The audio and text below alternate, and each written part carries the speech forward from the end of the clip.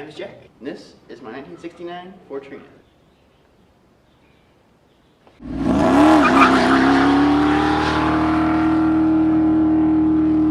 Hello guys, welcome back to another video. It's been a minute since I posted anything, but I've been busy finishing up the school year, start working on my summer job again. I've also been working a lot on that right there, which I may show you here shortly. But I have a story to tell you first. So in my last video, you guys saw me put air shocks on here, and that's a perfect example of changing one thing can change many things in the system. A perfect example of a butterfly effect. So putting air shocks in the back jacked up the rear end about 4, 5, 6 inches, somewhere in there, and that put the carburetor at a tilt. So didn't notice anything at first. It was pretty good. Can't really complain. Then I drove it to work one day, and it's down a pretty steep hill, and it just started coughing and choking and then died. And I had to hold my foot to the floor for it to start again. So flooded out, right? And I was like, what the heck would cause that? My first thought was not float adjustment, incorrect, right? My first thought was not that, which it should have been now, looking back on it. However, I eventually came to the conclusion that my floats were too high, and I adjusted both of them down, the front and the back, couple turns. Well, the front, I ended up putting too far down. Me and my dad drove to a car show this last weekend, did fine, great, no problem at all. Went to ice cream night family, all 4 of us got in here. I assumed the back end squat a little more, brought the carburetor more level than the front bowl, and that little difference of height apparently was close enough to make it not want to idle, worth a darn. So, took the bowl off here after I got back from getting ice cream. I was able to kind of 2-foot it sometimes to keep it alive. Probably not, I wouldn't recommend doing that, but it was fine cruising, you know, normal, but it just acted like it was running out of gas. Took the float ball off, and sure enough, you could see the float was way too far down. You could see a witness mark where it was wet and where it was dry. So I adjusted my float back up and fixed it. But it's a perfect example of what changing one thing in a system can do to the entire system, right?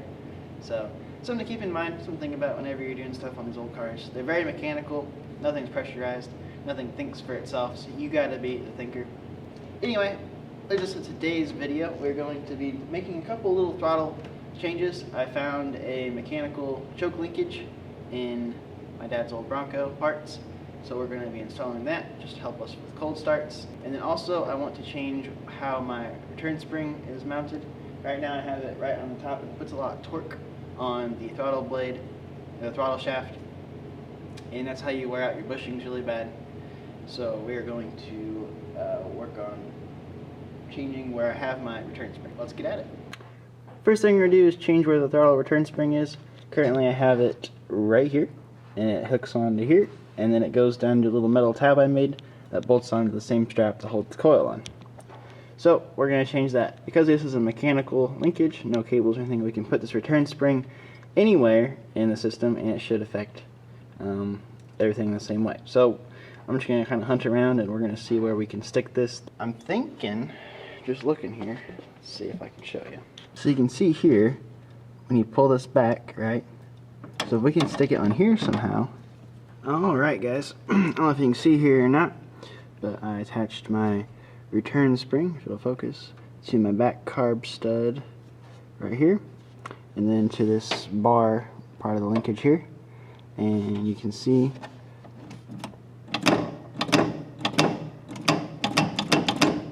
I'm pretty happy with that. But one thing, so you can see here, returns every time.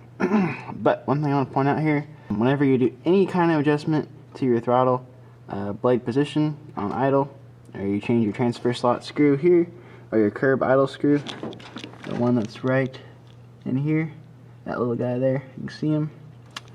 It's also going to change the relation to your accelerator pump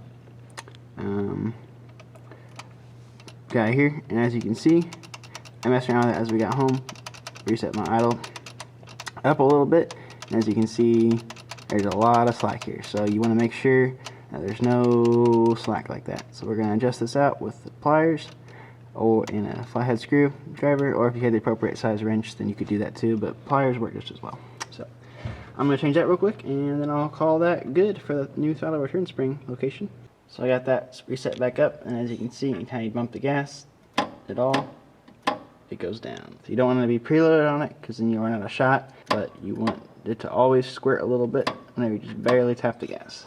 Anyway, there's that. Let's go ahead and take a look at a choke linkage wire cable pull thing. I want to be very clear here that I've always been too cool to have a choke, you know. I don't need a choke. Just looking here with the phone camera light 3000, we have a hole right there that I think I'm going to try and utilize for a choke cable. I guess we'll have to start on the inside and feed that in through there. Now we are going inside with the choke cable, and I'm going to be going upside down on my head. My favorite which way to be.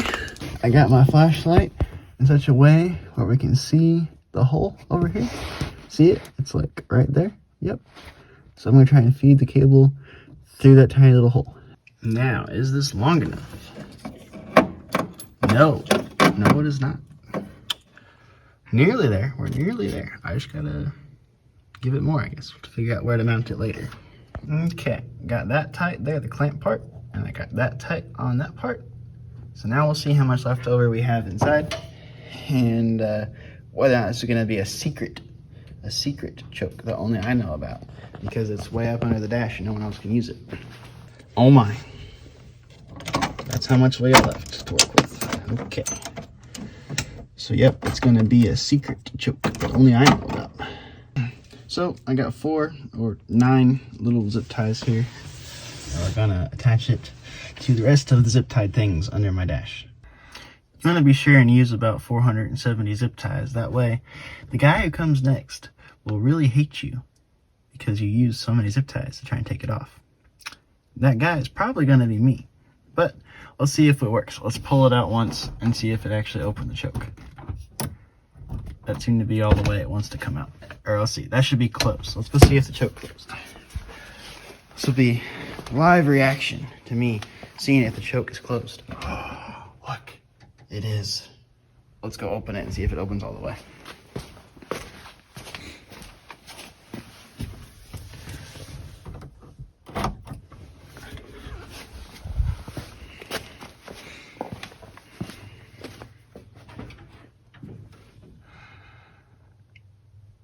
I don't think it opened all the way.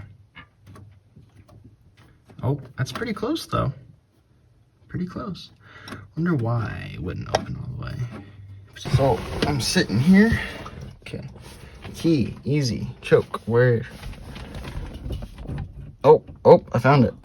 Well, after 9.5 years, I think it finally works. Got the fast idle screw thing figured out. That's pretty nifty. Hopefully you guys can see it move. I'm gonna go pull it and push it once and see what she do. Keep an eye out for me and see what it does. Let me know what happens.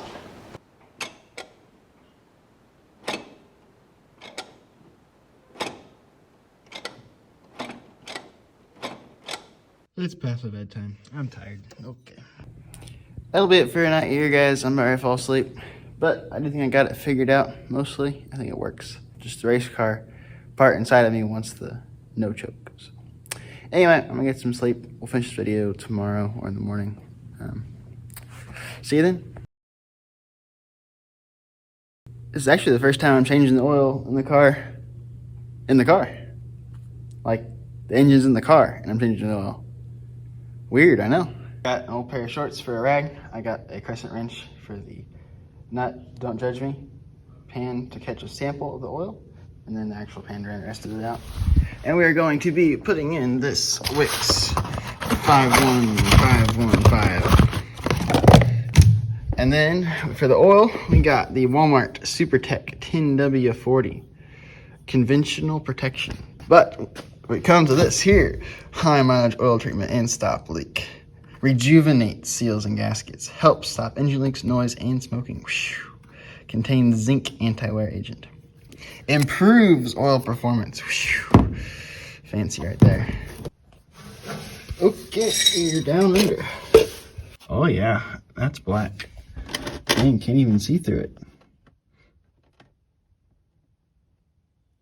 Old one off. Always make sure you guys check for your rubber gaskets up there. Sometimes filters leave them behind, and two of them, if you leave two of them on there at one time, it's a good way to drain all the oil out of your oil pan. Get about a quart or so down, and then add that and shake her up good. That way it's mixed in together, and it's a whole lot easier to pour, because this stuff is thicker than molasses. The little stud on the bottom of the air shock broke off on my way home from the car show yesterday. Alright, so we're going to go ahead and change out these shocks while I'm thinking about it. These are new KYB, XLGs, whatever, El Cheapos. And then we're going to take the air shocks back out. I already got that one out, obviously, but I'll take you along and show you how it's done. I'm sure most of you probably know how to do it, but, you know, what the heck. Don't mind my leaky pinion seal. I just think that's what it is. It's not leaking out of the case, it's leaking out from the pinion, so, you know, that's nice. We just redid that, but oh well. What I'll do is take me impact, if you can fit it on there, and that's not the right size socket. Let's do the top ones first. So to get the top ones out, you have to climb way over this axle hump, and it's those little pockets in there, and there's the nut. So I'm gonna go in there and get it. So you guys can just sit here and watch as I struggle. I mean, this is a big chunk, don't get me wrong. I wouldn't want it to be any smaller, but it's not like it's really easy to get in here.